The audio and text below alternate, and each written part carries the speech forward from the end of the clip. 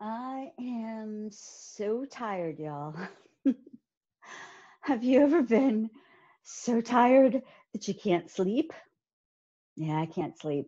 I think it's like 2 something in the morning, and it's a Friday night. And once upon a time, being awake at 2 in the morning on a Friday night or Saturday morning, technically, was not that unusual. But it's been a while since I did the whole being up that late. And you know what? It just occurred to me. I'm so tired. I didn't check my controls. So let me make sure that yes, yes, and yes. Okay.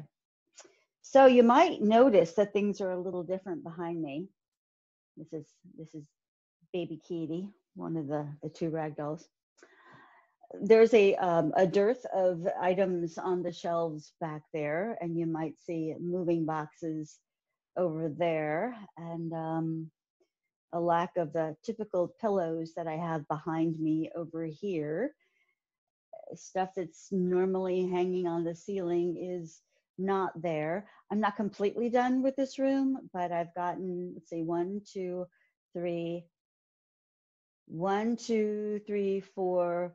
Yeah, the majority of 4 rooms on the main floor of the house packed, and it's I think 17 boxes maybe.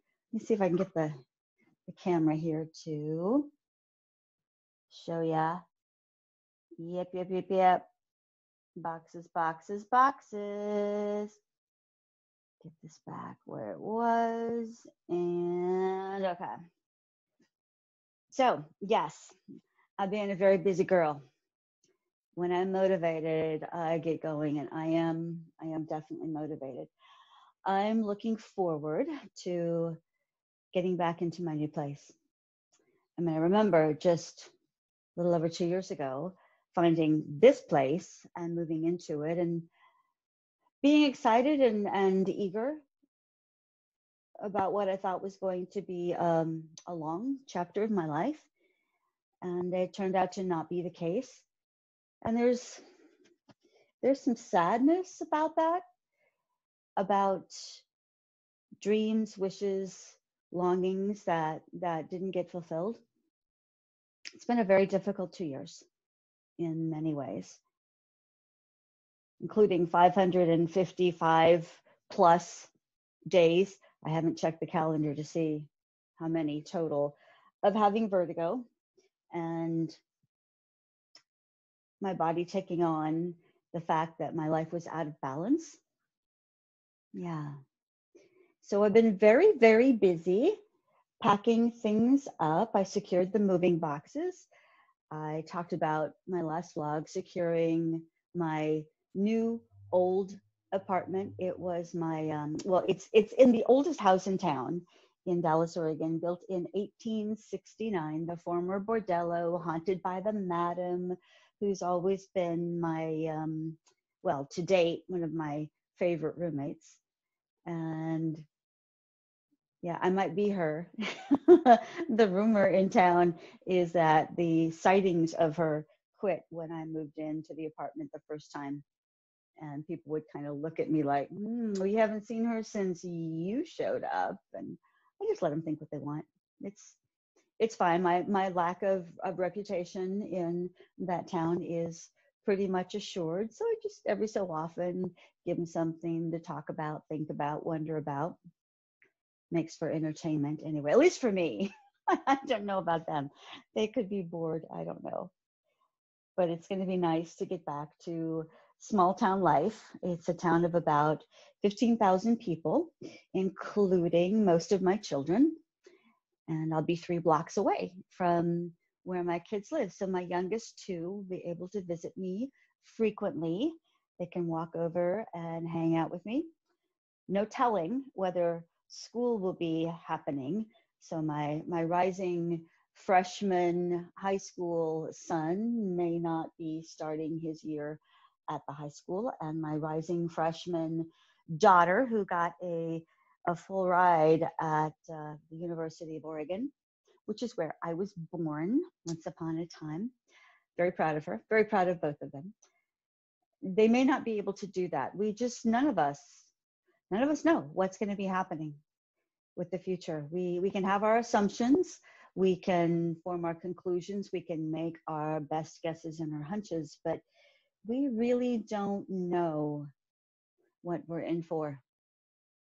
What my gut is telling me is that it's time to find your favorite human and hunker down. Yeah, make sure it's someone you really want to spend a lot of time with and spend some good quality time with them. And I'll do my part. I'll do my part. I'll be teaching art classes for whomsoever will, and I'll be brushing up on my hypnotherapy skills for people who would like to get a little bit of a better grip on sanity, that elusive thing called sanity. Yeah, so speaking of art classes, let me show you real quick what we did tonight. Okay, just so happened to have it here. So I'll do the reveal in a second. I typically do the kind of art class where I walk people through a painting that's already done, and we go from start to finish, and you can do your own variation on the theme, but I show you step by step what to do, right? Well, I'm starting a new process. It's called intuitive improv paint parties, and the art is both intuitive and improvisational. Improv means, you wing it.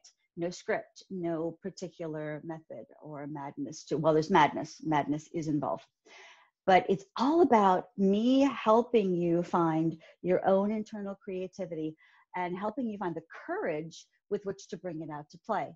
And we noticed tonight, I had 5 people in the class tonight.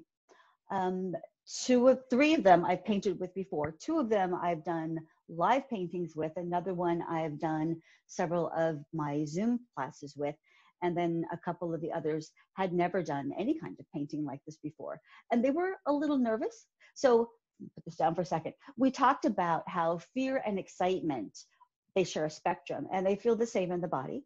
And that curiosity is the one quality that makes a difference between fear and excitement. So when your brain comes on board and says, I must translate the sensation that I'm feeling in the body, and it goes, fear. Well, let's be curious about it.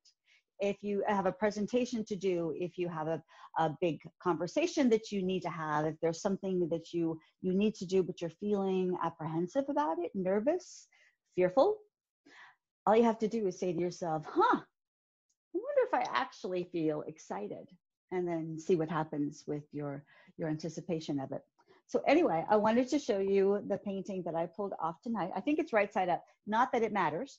So this is the one that I did.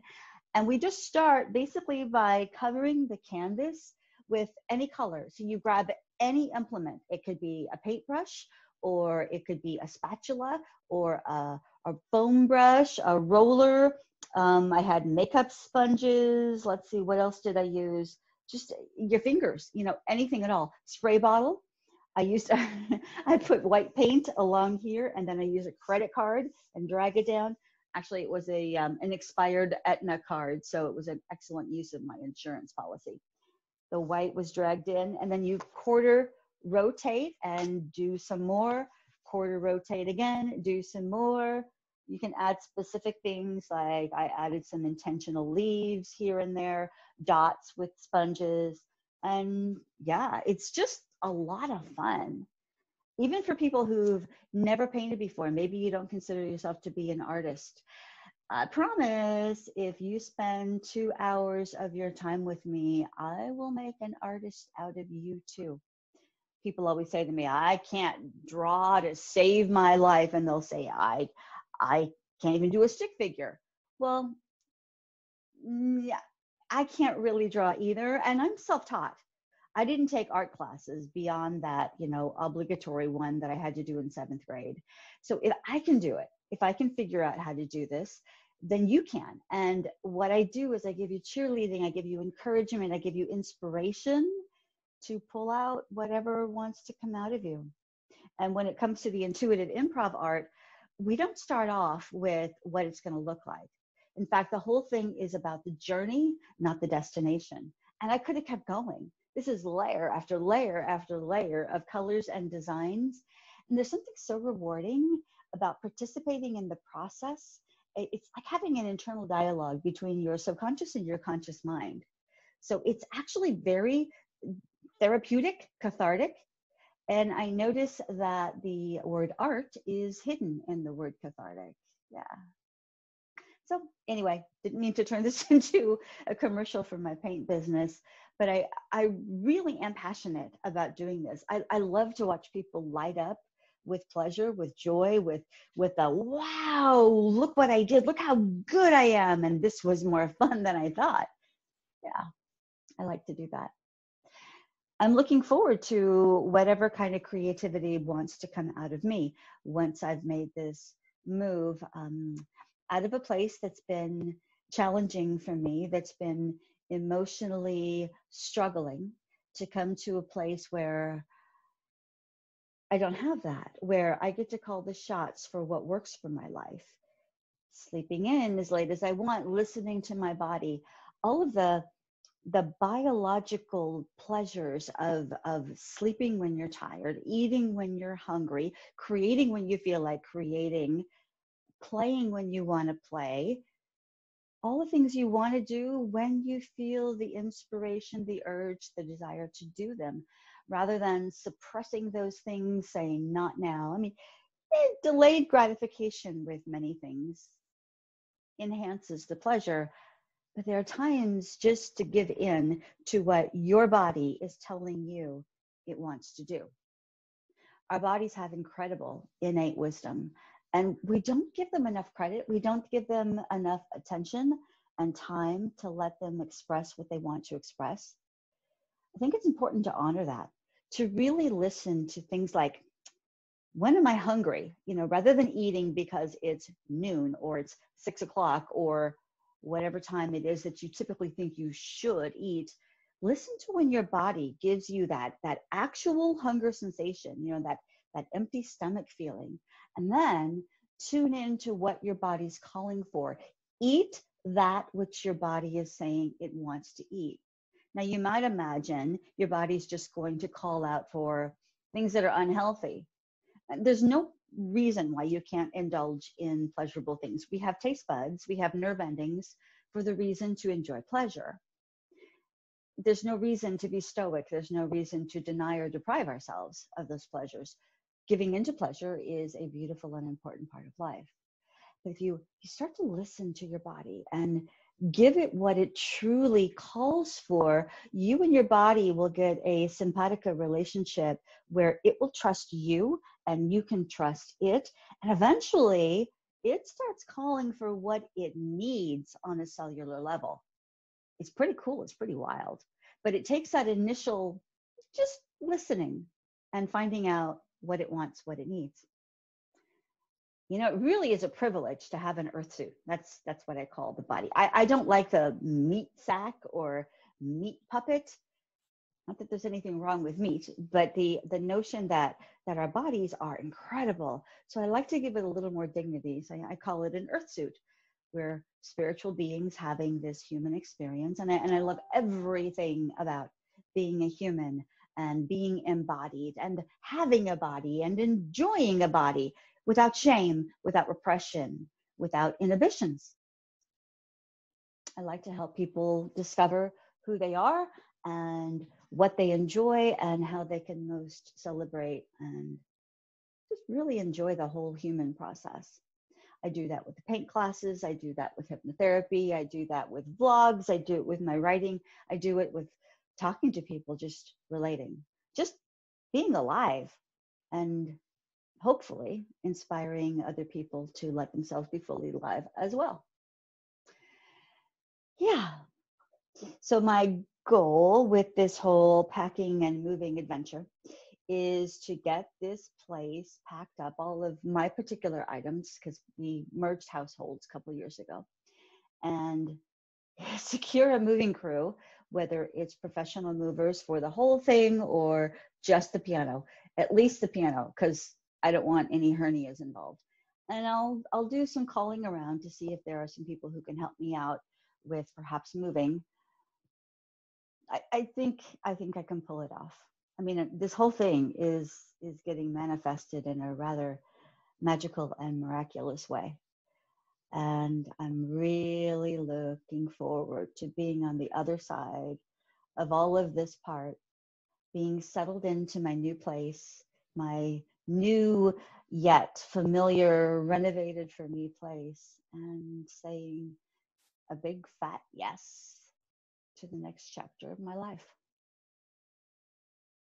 More on that soon, later. Yeah, there's more to share that I'm pretty excited about, but I think I'll let y'all wait in a bit of anticipation, because anticipation is a pretty delicious thing. At least it is for me. All right, I could probably ramble on and on and on. I can think of dozens, if not hundreds of things to talk about. But I should probably get myself to bed and wake up tomorrow, do some more packing. I've got a private birthday paint party tomorrow for a teenage girl and her friends, and I'm really looking forward to that. I love celebrating special events with people. This is my way of contacting with people, making the connection through this medium, through my blog, through my Zoom classes. And all of us need to do whatever we can to both stay safe and stay sane and stay connected. So stay tuned for the next installment of What the Heck Is She Going to Talk About Next, otherwise known as Meandering Musings. Take care, y'all. If you're awake and needing to sleep, I hope you can sleep well. I'm going to take a melatonin and head to bed myself and surrender to sweet dreams. Take care. Bye-bye.